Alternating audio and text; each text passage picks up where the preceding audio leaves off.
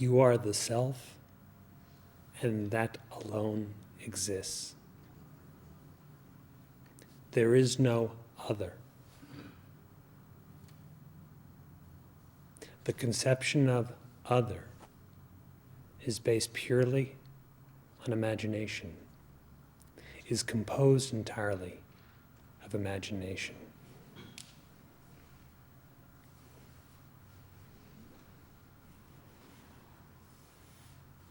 The conception that you have an alternative identity other than the self is ignorance, imagination. The conception of this, of a world and such, is only imagination. The conception of one who is caught up in imagination is only imagination.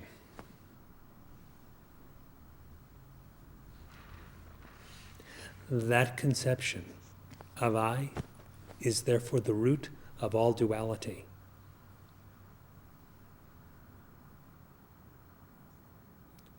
However dualism may manifest, whatever be the projection of multiplicity, it is always based on a veiling of the truth of the self.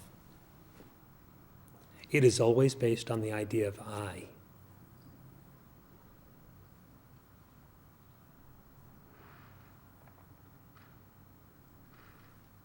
If there is the individual, there is something other. The absolute self will be viewed as other, and there will be others as well.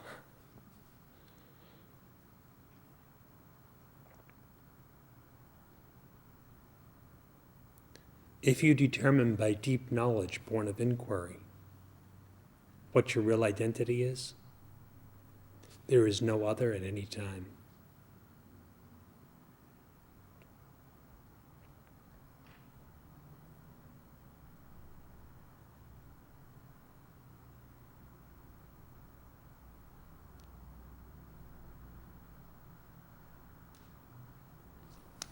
If there is duality, if there is the notion of other, there will be the illusion of bondage, which will seem as if real, and consequent unhappiness. If there is no other, there is no bondage, no one to be bound, nor any unhappiness.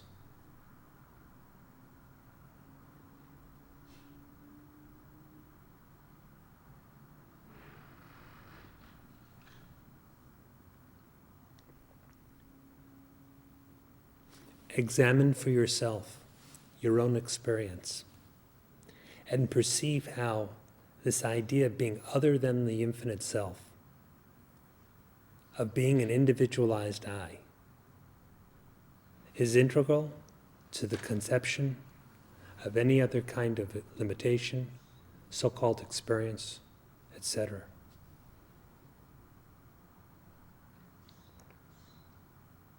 Seeing that, then determine who you really are.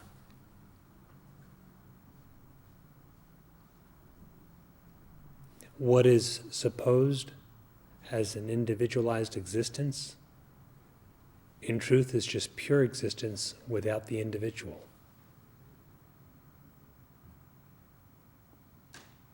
The inquiry, who am I, reveals this.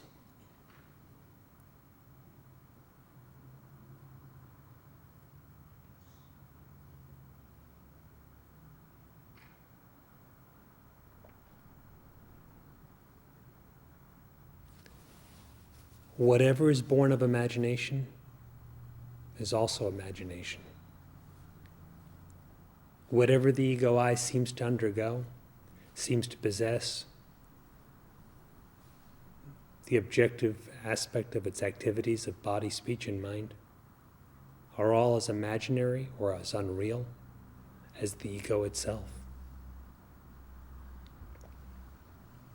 The knowing of oneself is the knowing of reality.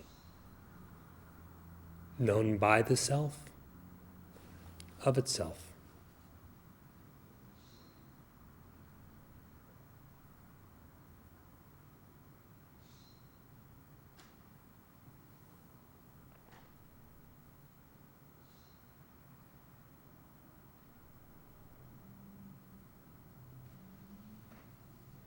The purpose of spiritual practice is to eliminate the imagined. Since it is the elimination of imagination, therefore the insubstantial, the non-existent, there can be no, truly speaking, obstruction to your spiritual practice, save that which is imagined.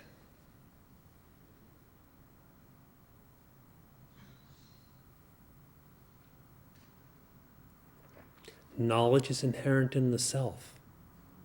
So what could interpose and act as an obstruction between yourself and yourself?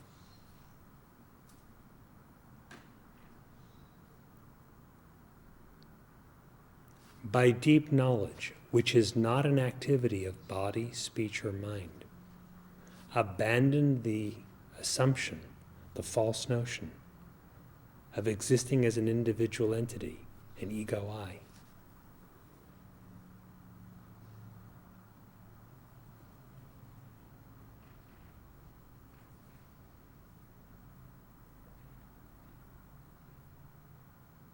If just that much is accomplished,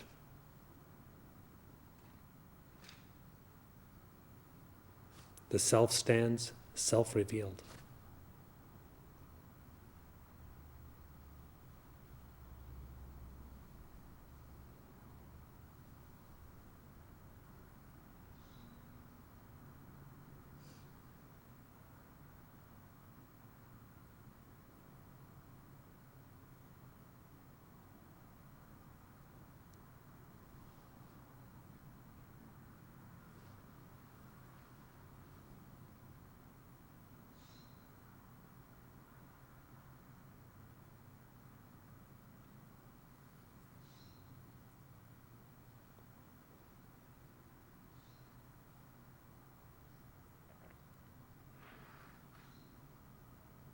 The ego cannot know the self. The self knows the self. The ego also cannot be ignorant of the self because it's not a knowing, separate sentient being.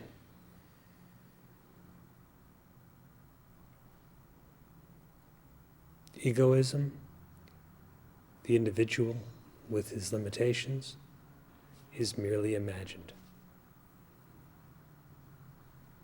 Likewise, everything based upon it, all that is other.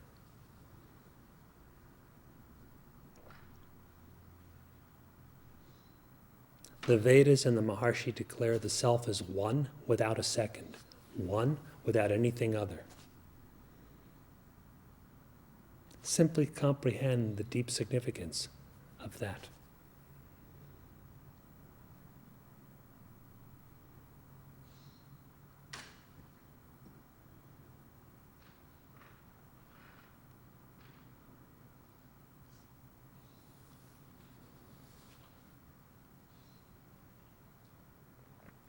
And if at any point you have a question, feel free to ask.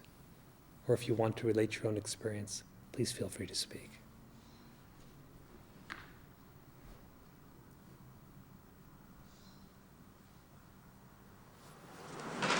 As I continue to read and meditate, my focus right now from the reading really is on discrimination and inquiry as the key to self-knowledge. And certainly in the discrimination, this looking for the other to see if you can find one seems to be, a key part. Certainly from the discrimination, some of the others that show up can be things like this body. But this body stands as an other to be. So the question is that real is an appropriate subject for inquiry. Certainly, the one who perceives the body is not the body.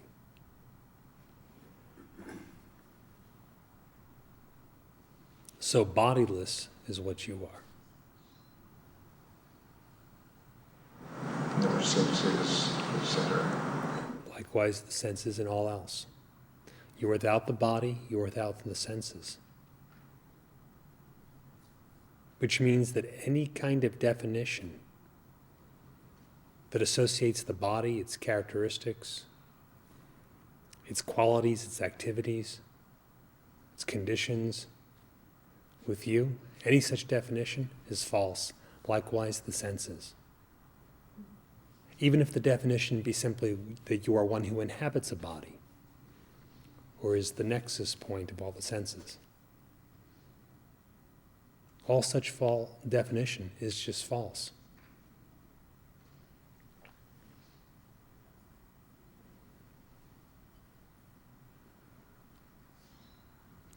From here, comprehend that the body, not being the self, still has no existence independent from the self. This does not mean that the self manifests as or transforms itself into a body. It means that that body, which is not who you are, has no substance apart from you, the bodiless. Like the ring has no substance apart from the gold. So this entire universe is made up of only you, the unmanifest.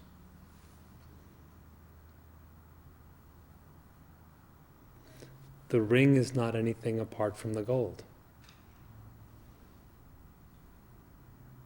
Gold itself has no form, no shape. The form of the ring is in substance only the gold. The form of all this is in substance only yourself. Inquiring even deeper, we naturally ask, how does this gold get formed into a ring? Even if it's just gold, how does it take on the appearance of such a shape?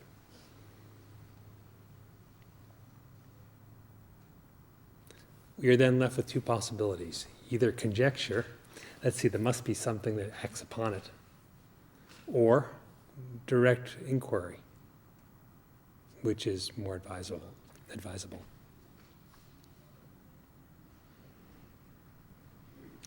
Did the gold get formed into a ring?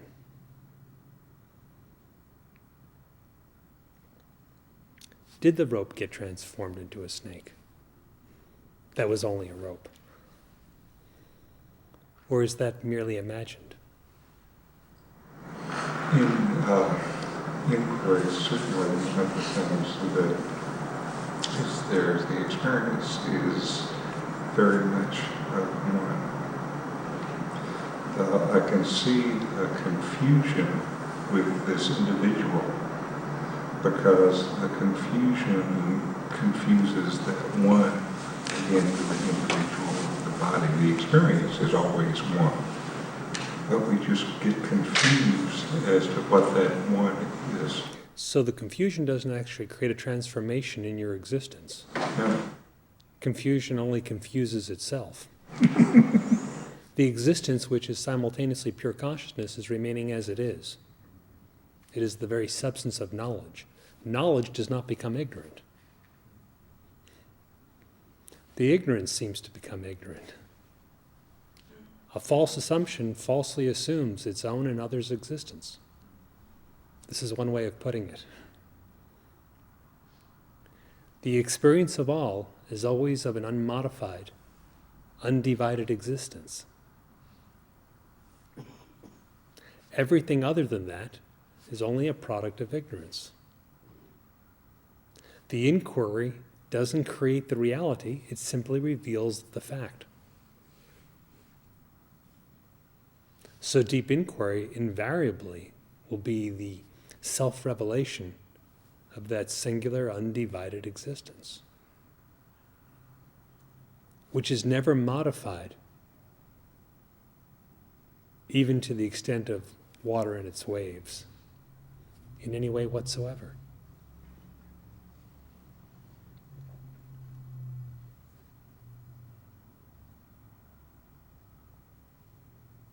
When we think, I'm a body, I'm in a body, I have a body, these are not said from wisdom, they're said from the perspective of ignorance. We know all those statements to be ridiculous as soon as we inquire and determine that our existence is bodiless. Likewise is it with the senses. The idea that the body exists at all is said from what perspective?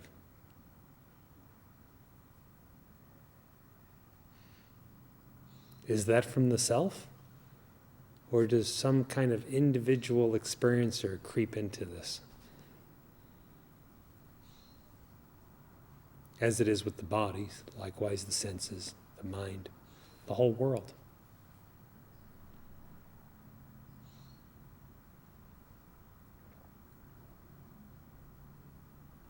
By the time we are considering it, there's already an I. Otherness is there.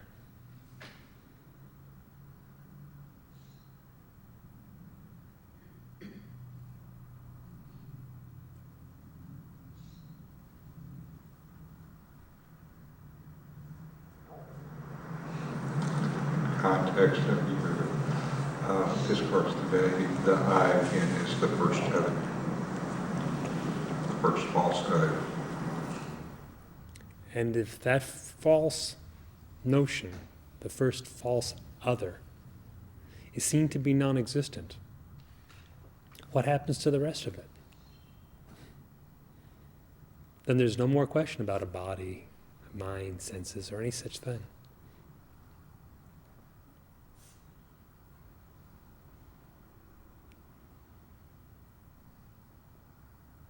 The ideas rise. I, this, I am this. All those are just notions.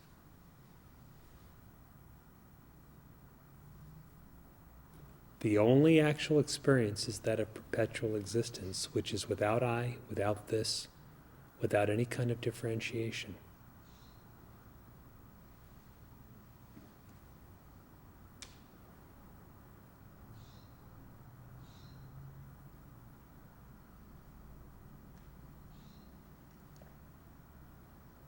We should abide in that being's knowledge of itself.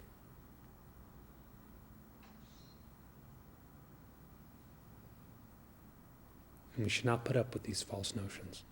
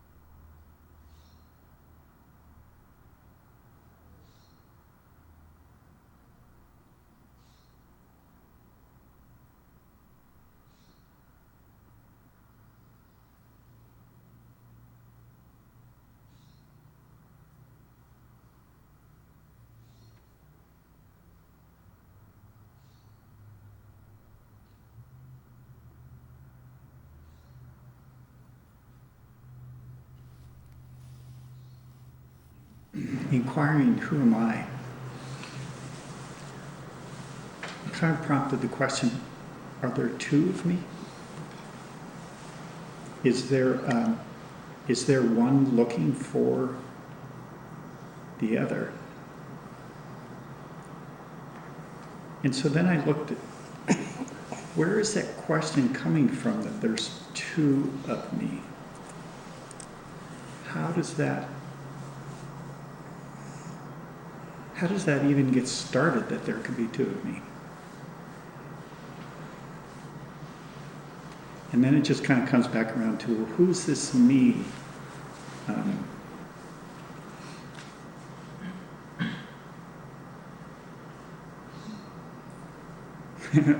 kind of like, what's going on here?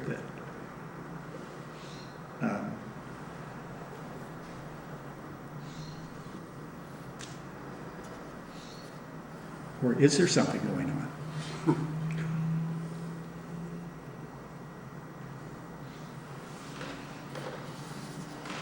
If there's anything going on, it's when the sideshow Jim gets started.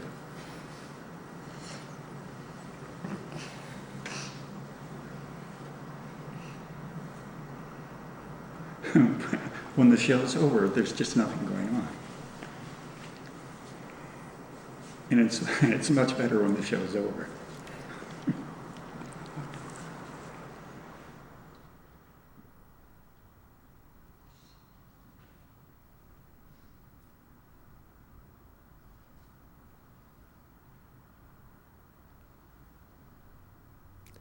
So how do you bring the show to a conclusion? The sideshow is over, the circus is closed. But I have to inquire into who's the star of the show.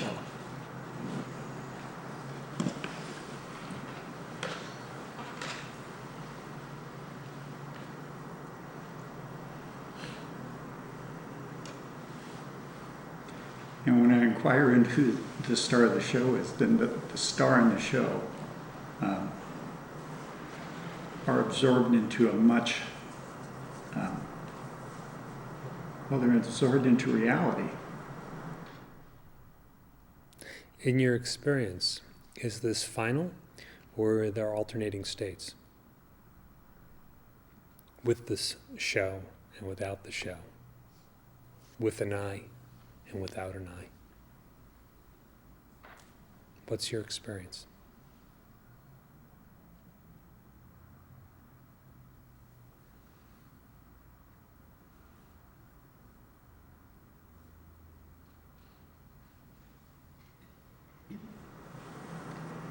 There appears to be an altering. What creates the alternation?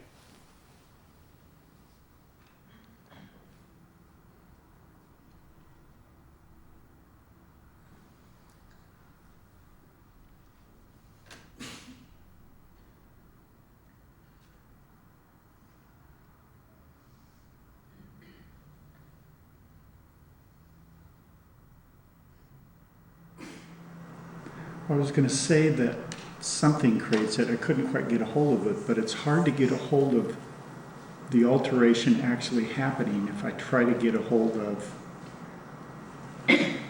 I'm not quite sure what this thing is that I'm calling alteration, if that makes any sense. You're describing two states, with an I and without an I. When there's the show, and when the show is ceased.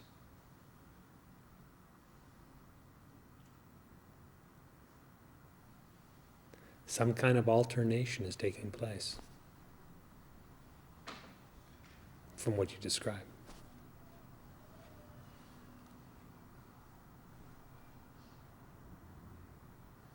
If that alternating is not desirable, how are you going to put an end to it?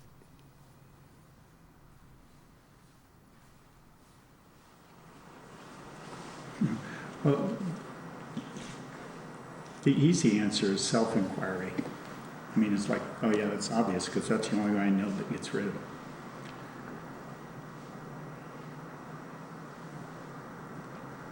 But I'm kind of asking, I actually know that, why don't I do that all the time? Yeah, why?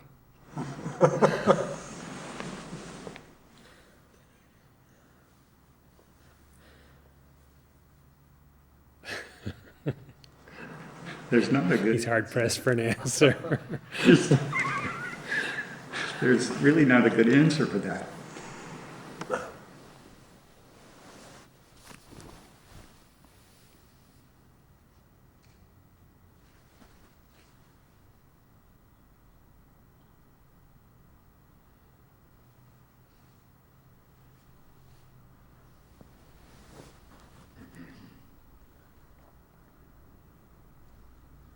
From what vantage point do you speak of two states?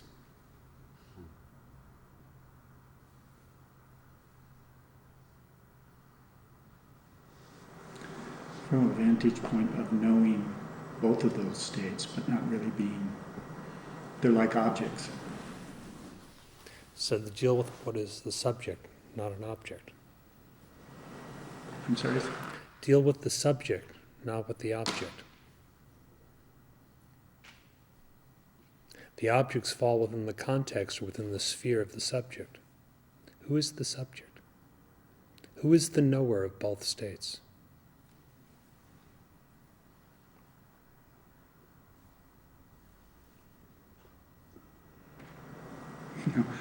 The obvious answer is I'm the knower, but I'm a little unsure of who that is at the moment. Become more unsure.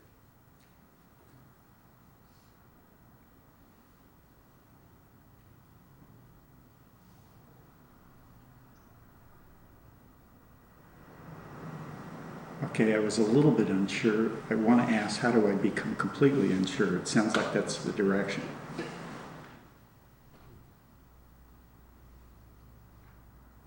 Examine for yourself.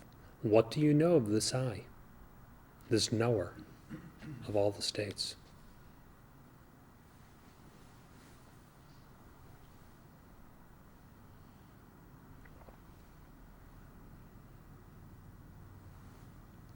There is the certitude of existence. But how can there be certainty regarding anything over and above that?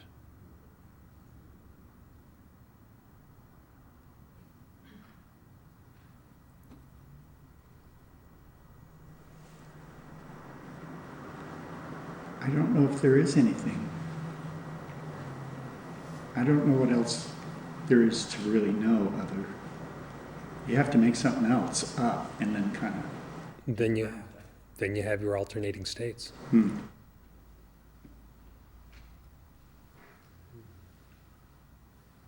Okay.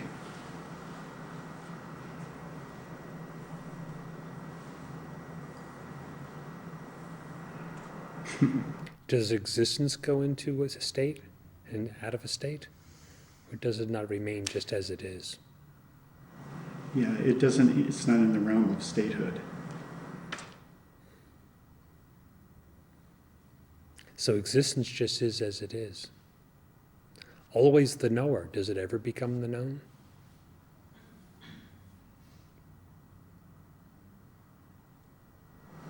We'll have to ask, what is it that I call known when you ask that? And if all there is to know is existence,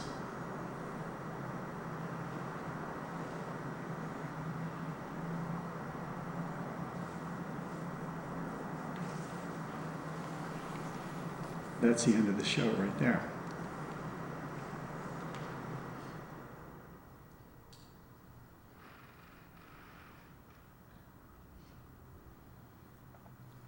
The knowledge of existence is as invariable as the existence itself.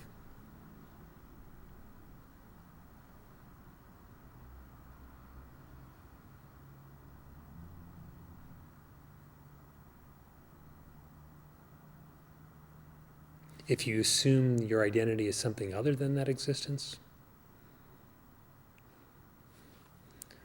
then there are these other options.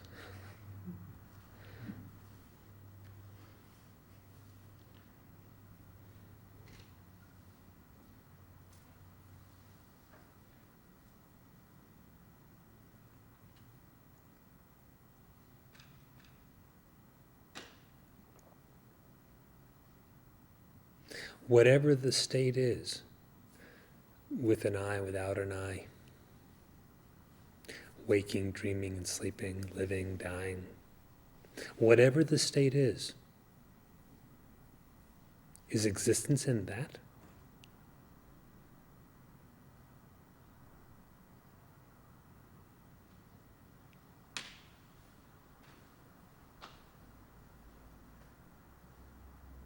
Inquire and know the existence as perpetually transcendent of all that.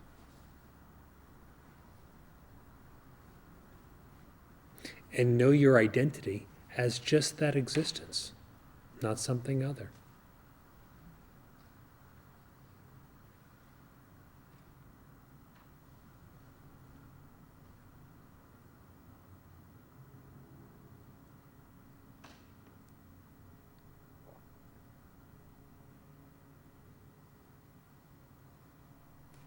The self itself has no alternation.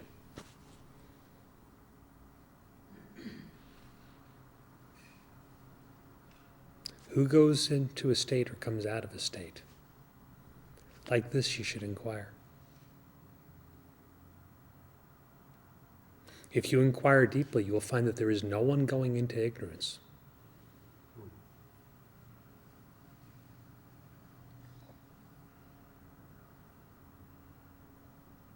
You will also find that no one enters into knowledge. If there's knowledge, there's an absence of ego. Knowledge knows itself. That's pure consciousness, or the self. There's no one else involved.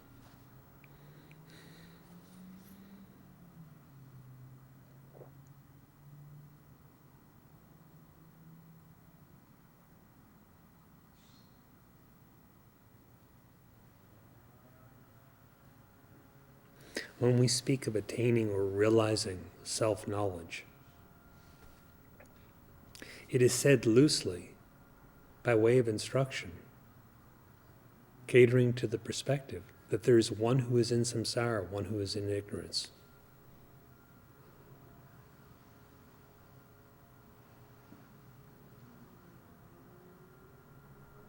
So if there's one who is in ignorance, he is told to find knowledge, wisdom. If he is bound, he's told to seek liberation.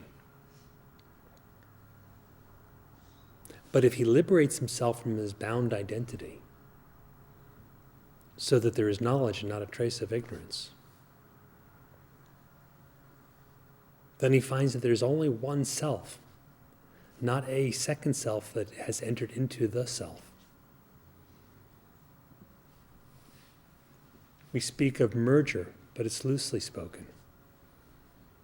There are not two that get merged.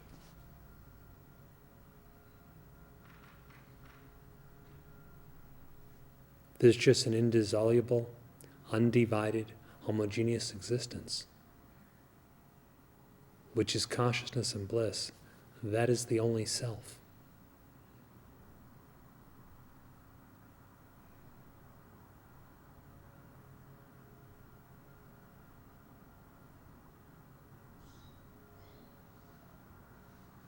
Alternating states are as illusory as the one who seems to be caught up in them.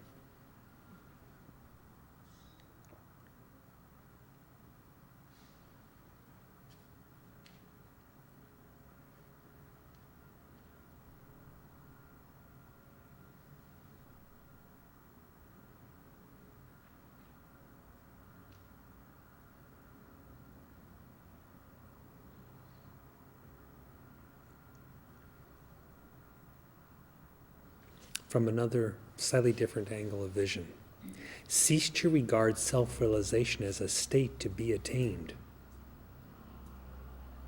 It is non-objective. Since it is non-objective, self-realization is, in its nature, your own being. Therefore, be unconcerned with whatever states seem to come and go, and again know what your being is.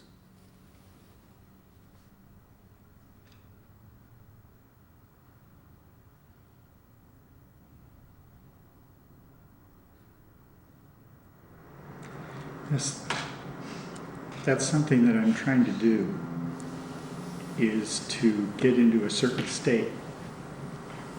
And what you're saying is find out who thinks he's in a state. If you're in one state and that state is bound, naturally you will seek another state, a state of liberation. It is all right as far as it goes, but that liberation is attained by knowing your own self. If you come to know yourself, you will see you are stateless.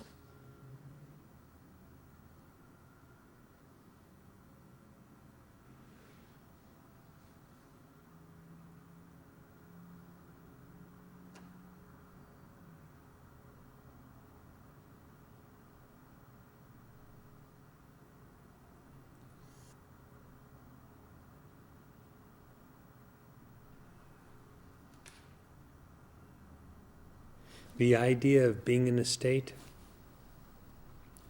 delusive state, and attaining another state, the realized state, is said conceding the idea that there is an individual who has these states. Inquire into his nature. You've heard it said that self-realization is being. Being is not an activity. Being is not a state. Being is not an object. Being transcends all those limitations, all those definitions.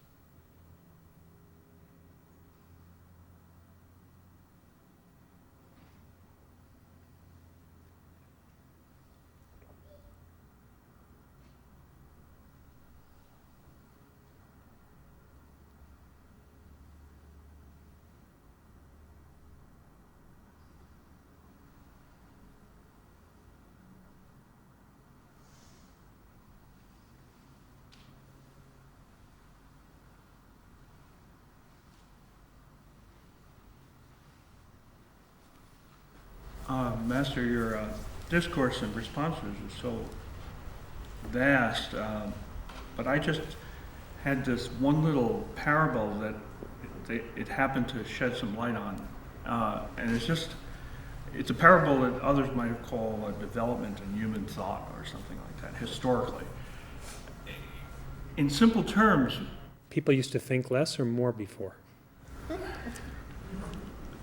well, I In mean, the development some of may human still thought. be doing it. It may not be only in the past, but those who felt that with their minds they determined that there must be an infinite God, and that infinite God must be ever-present and all-present. At the same time, they kind of conclude with almost a complaint that there was a mystery here, that while ever-present and all-present, this God still seemed hidden. And I always thought that the position from which that complaint is made, or the standard, is their own ever-presence that God isn't matching up to in their minds. And they could just extend that through the whole universe, and then they'd have a sense of all presence and ever-presence. But in other words, their own existence was the standard by which they were kind of grading God's performance as a mystery. Was God's existence a mystery to God or to somebody else? Well, to them, of course. But not to God. But I always thought that in a way that they were betraying the contradiction there, because there already was a presence very familiar. Mm-hmm. Their own existence. Yes. If they would know that their own existence, God would no longer be a mystery. But from the given perspective as described, God is considered a mystery. Human being considers God a mystery. Perhaps God considers the human being a mystery.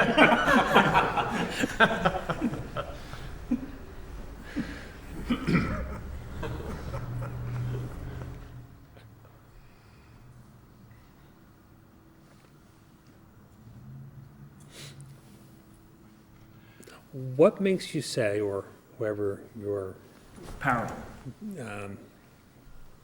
quoting from, that God would be a development in human thought. No, that the recognition of God would be a development. Yeah, why would the recognition of God be a development of human thought? Well, in other words, And is there any proof that thought is actually developing?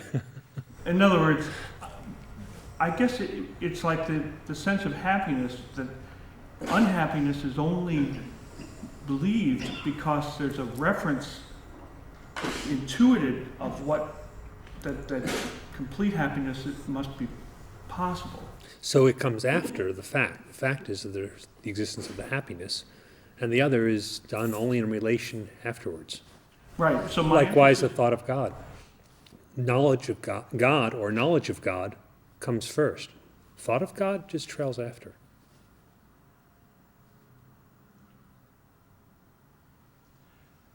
That's why I find it curious to call it a development. Well, I mean, that was with quotes, but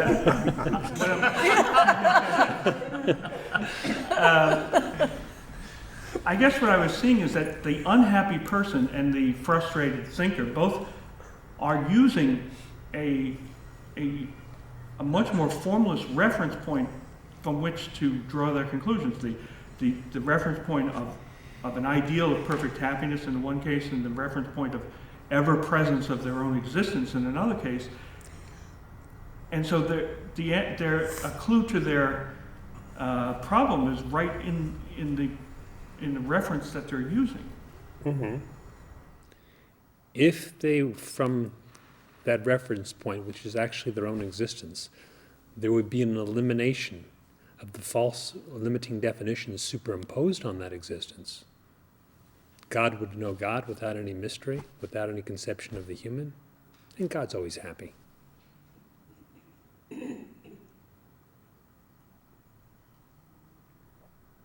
The unhappiness, the mystery or perplexing quality, arises only out of false definition. There may be, as you note, the inclusion of the intuition that they are also existing all the time to make the measurement. But they've superimposed a limitation upon that. They've identified that perpetual existence with limitation. So that's how they come up with such inverted views. Well, kind of in that sense. But we can leave all that aside because that's for them. That's not for you. I hope not.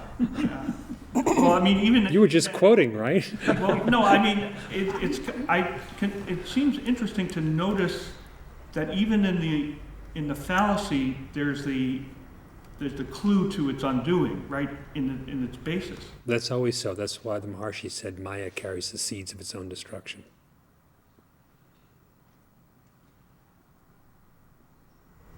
I mean, in that, mundane sense of identity, it's assumed that it's a voluntary choice that someone can assume or create, fabricate, or take on an identity. There's a sort of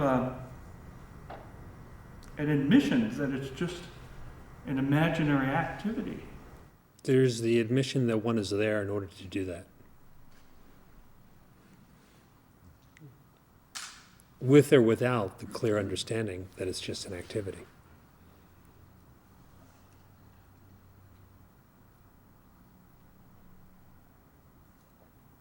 The person engaging in ignorance may not recognize it as ignorance.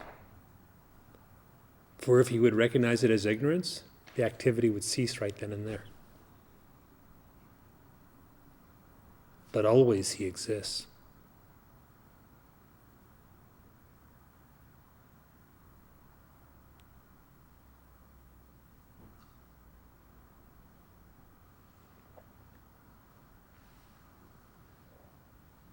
So in that sense, everywhere at all times, even all the illusion is pointing out reality.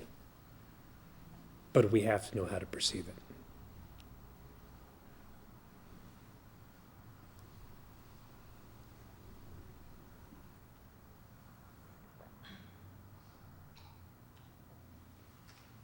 Do you think God gets any of these confusions? I didn't mean to be disrespectful. I was putting the words in other people's mouths. No, I'm not saying you're. I'm not saying you're being disrespectful. I'm pointing out it's better to be God than to be the other.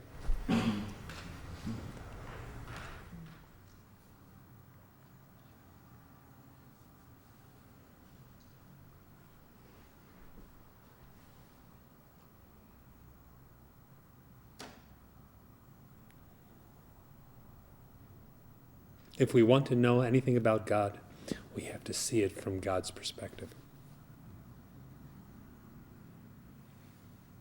We cannot look at God as from the perspective of the limited individual and assume we're going to see anything other than our own reflection.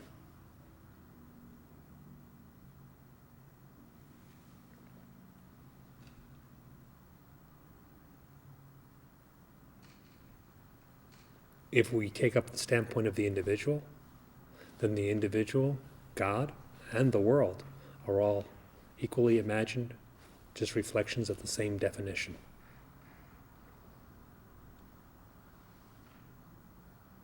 If we know that perpetual, omnipresent existence as it is, that alone is what we are. There is no individual or jiva, and that itself is the nature of God.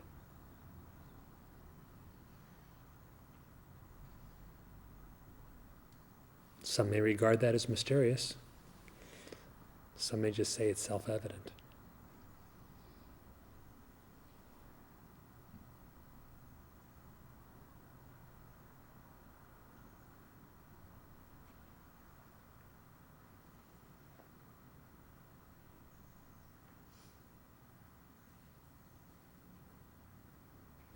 We should never assume that we will understand the Absolute in the context of a human conception, mental conception. That won't be. Just because it is never within the conception of the mind does not mean it's hidden in any way or mysterious. That very same one is, as you already mentioned, omnipresent. That means there's no room for anything, even so much as a single dot of anything, to be other than that.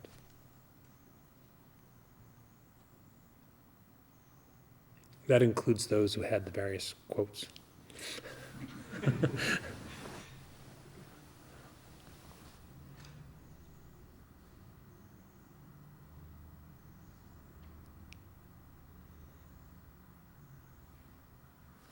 Chris? As you were asking Jim the question, what is it that causes you to swerve from the stand of existence as your identity and the certain knowledge that you do exist?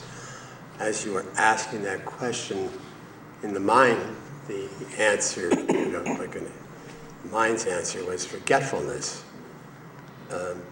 As I watching my own mind answer, I could sense that forgetfulness itself is the illusion, is part of the illusion. All right. The self cannot ever forget its true nature. So that if there is forgetfulness, it's a consequence of non-inquiry. That's right. Forgetfulness of the self is a consequence of non-inquiry. It's a very peculiar kind of forgetfulness. Usually we speak of forgetfulness as the inability to bring forth a thought about something. Yes. In this case, the forgetfulness consists in bringing forth thought about it.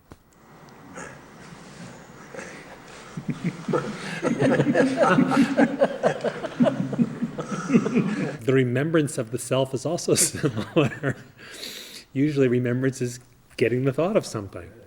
Here the remembrance is staying quite free of the thought of it. Yes. Yes. And your being knows itself. It's kind of like not letting go. What do you mean? Not letting go of the self. Not letting All right. stand to imagine.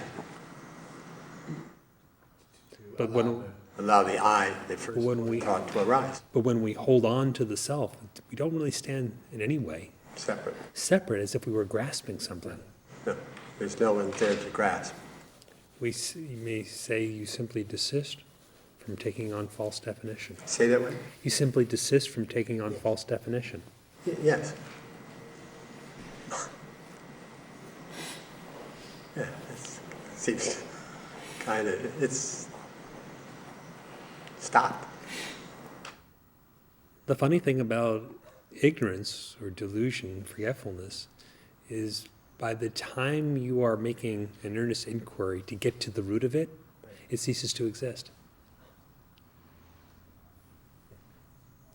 Even in the very motion inwardly, to put an end to it, it vanishes. Yeah, that's clear. It's very clear. So not a big journey. No. It's the most important one, but it's not long. Yeah. And actually, a step in any way, any direction is kind of a misstep.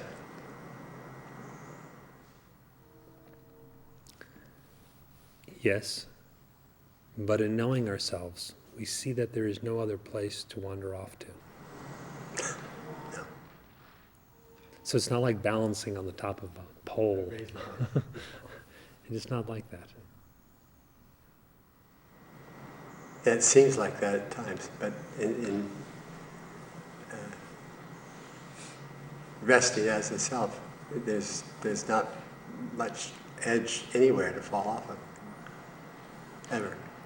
When you perceive it as if it were a state, then you have it being as if on edge. Yeah. When your inquiry is deep and there's knowledge of your being, you can no more fall away from it than you can fall away from your existence. It is absurd. It's true. Keep making your vision non-objective. Thank you.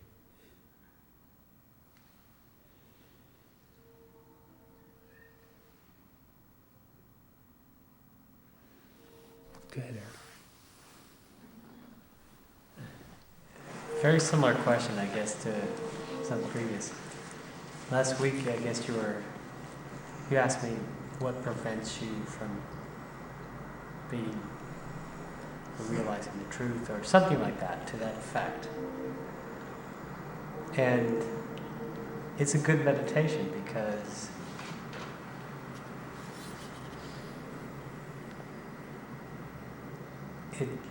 if you're looking for what, I mean, this is just inquiry, it seems. Because as you're describing, this is, it's eliminating of what holds us bound, or appears to hold us bound. Mm-hmm. And I guess also too that it seems like that when you describe, like in your discourse, it seems like you're describing that state of abiding in the self, and in that state there isn't, there's nothing objective at that point. So but it seems like if I believe in, I don't know, ego, which brings all sorts of stuff, then it seems like duality's begun, and so there is that effort and to eliminate, I guess, the duality. But it seems like at that point it doesn't appear, obviously it appears, oh my God, I have, this, these selves, But do you really? Whose is the duality?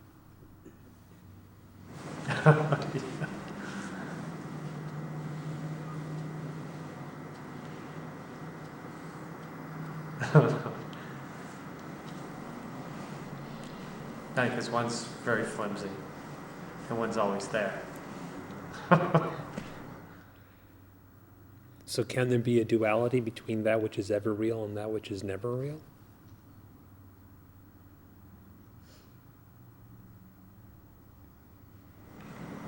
duality in the sense that Can there be two such things if the real ever is and the unreal never is?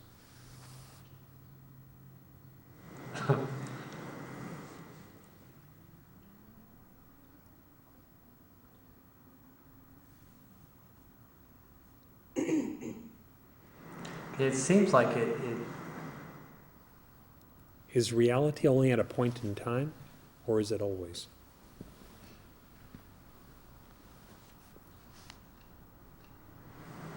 it's definitely always. I mean, because And realization to be non-dual must necessarily be of the identical nature of reality itself or the self itself. So it is always, not in a point in time.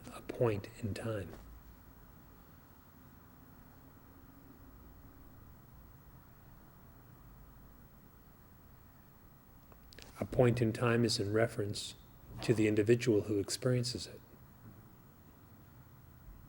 But the individual, being unreal, never is. The self, which is realization, always is.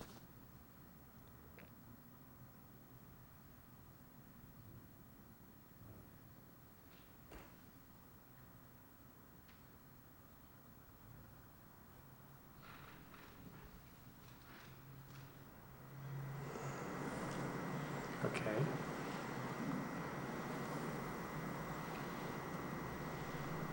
So it seems like, though, that with that knowledge, there's not going to be any ignorance. Right? I mean, this is sort of what I was saying, is that from that angle, there's no, I mean, you can't conclude there's actually ever been ignorance. That there has never been ignorance or one ignorant, nor anything else whatsoever, but that there's only been the one self, is the knowledge and the conclusion of the wise.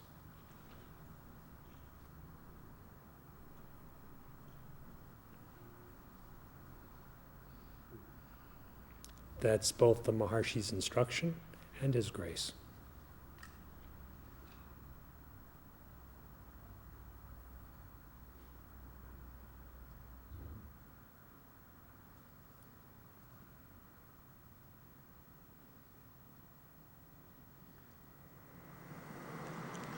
Yeah, it's quite amazing.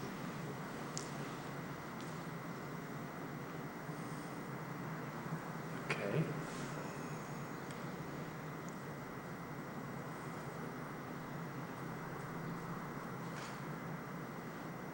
It is kind of interesting because it feels like there's maintenance that needs to be done when I'm practicing. What are You're talking you? about a maintain Maintenance-free? state, essentially. Yes. Realization is, As long as there's a trace of individuality, there'll be the possibility of delusion and the necessity of maintenance. Where there is only one self, how can we speak of maintenance?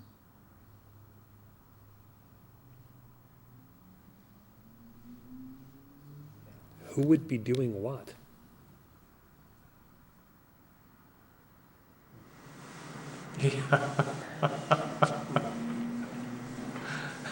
yeah, because that's, yeah. Because definitely,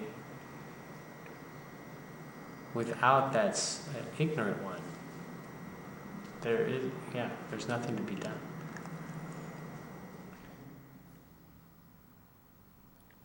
Without the ignorant one, there's nothing to do to maintain the self-knowledge, nor is there any possibility of the recurrence of ignorance.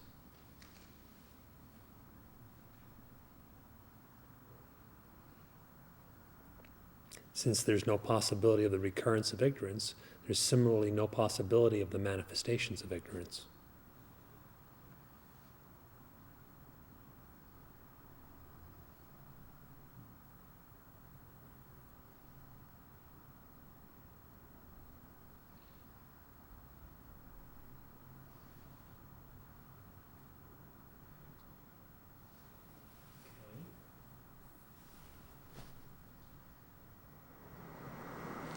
So, this is clear. Now,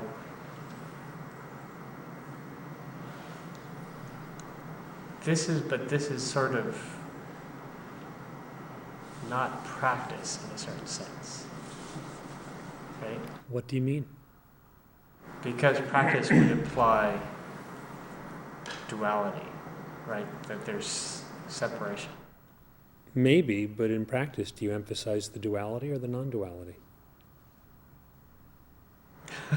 Yeah, because if you If you're emphasizing duality, you might as well just be worldly. that'd be a big mistake.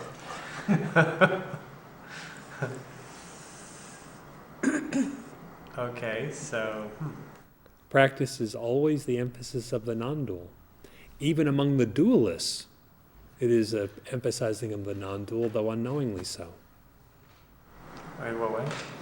There'll be some touch of, let's say, devotion or some element of spiritual knowledge, all of which has its root, a source, in non-duality, the truth.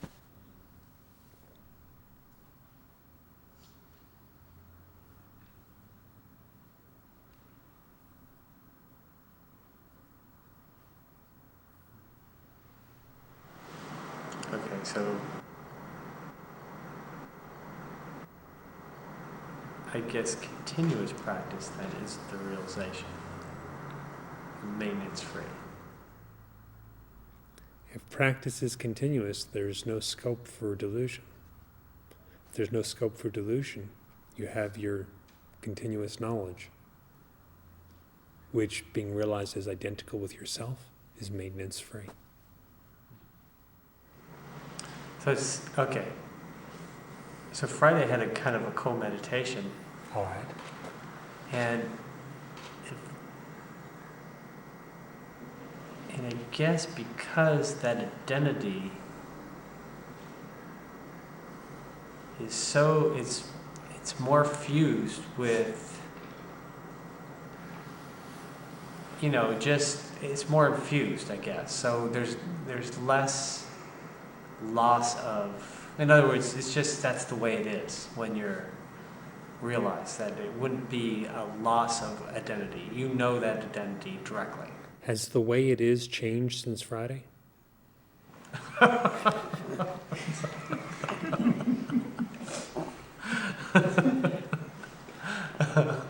No, it doesn't kind of, it's not like the sun comes out, the sun, and a cloudy day comes and self is dimmed. Takes weekends off. That would be only from the perspective of being on the ground. For the sun, it's a sunny day all the time, Yeah. neither night nor day.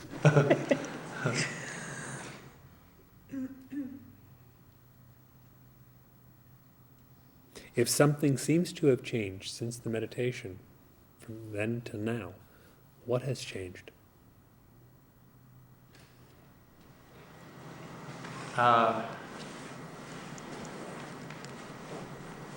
Well, right this moment, I don't know if anything's changed. I don't know. I don't. So then why relegate that which is high and true to the past, or consider it as an experience, when actually it is the direct ongoing experience of existence itself?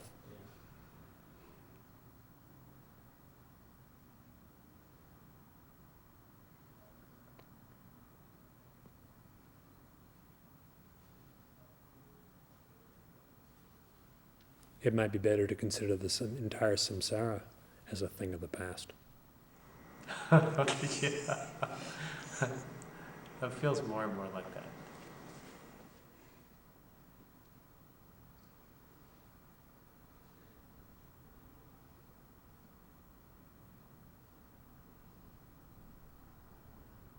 It's a thing of the past in the sense that we can speak of a dream as being a thing in the past. Not that it really occurred, but it is behind us.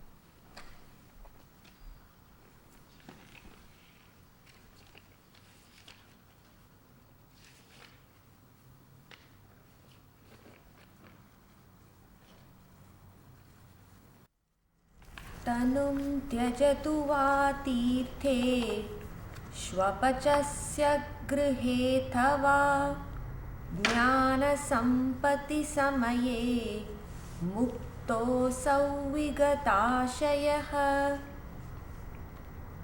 Let one abandon the minute body in a holy place or in the house of an eater of dog's flesh. At the time of the accomplishment of knowledge, he is a liberated one, and that vessel of the body, or that stock of mental tendencies that are the result of karmas, is dispersed. Sankalpatvam hi bandhasya karanam tat parityaja moksho bheda sankalpad tadabhyasam dhiya kuru. Conception, the state of concepts, is certainly the cause of bondage. Abandon that. Liberation will be from no concept. Practice that wisely. सावधानो भवत्वं च ग्राह्यग्राहकसङ्गमे अजस्त्रमेव सङ्कल्प दशापरिहरन् शनैः. Also, be attentive in the contact of the perceiving and the perceiver. Indeed, perpetually put aside with calmness the concept condition.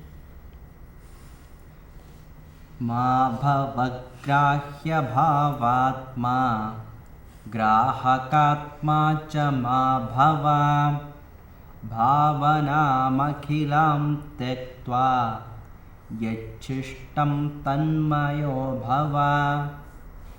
Do not be of the nature of the perceiving state and the nature of the perceiver. Having abandoned all concepts, be the nature of that which remains. किञ्चित् चेद्रोचते तुभ्यं तद्बद्धोऽसि भवस्थितौ न किञ्चित् रोचते चेत्ते तन्मुक्तोऽसि भवस्थितौ. If anything is pleasing, hungered for, you are one who is bound in abidance in that state.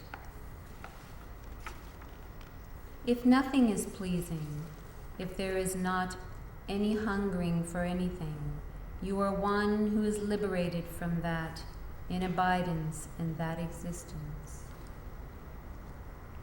Asmat padartha nichayat yavat sthavara jangamat trinade deha patyantan ma kinchit tatra rochatam. From this, from the multitude of material objects, everything moving and stationary, beginning with grass and extending to the body, let there not be anything for which there is hunger. Aham bhavan aham bhavau tyaktva sadasati tatha tadasaktam samam swachham sthitam tatturyamuchyate. Having abandoned the state of being I and the state of being not I, just so existence and non-existence, that which detached, always, the same, in equipoise, very transparent, is the abidance that is said to be the fourth.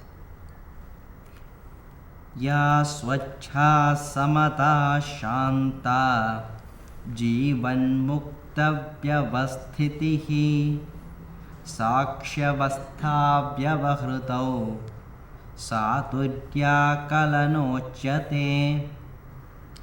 That which is, or one who is, very clear, transparent, the sameness, in equipoise, and peace, is distinguished as one who is liberated in life. The state of the witness in practice is said to be what causes the fourth. नैतज्जाग्रन्न च स्वप्नः सङ्कल्पानामसम्भवात् सुषुप्तभावनोऽप्येतद् अभावात् जडता स्थिते. This is not the waking state and dream state because of the non-existence, absence of concepts. This is even not the state of deep sleep because of the non-existence of abidance in inertia. Shanta samyak prabuddhanam yada sthitamidam jagat vilinam turyamittyahuhu abuddhanam sthitam sthiram. For those who are at peace and wholly awakened, then the abiding dwelling of this universe is dissolved, and this is thus the fourth. But for the unawakened, it's the world's abidance is firm, lasting, or the unawakened are persuaded in its lasting firm.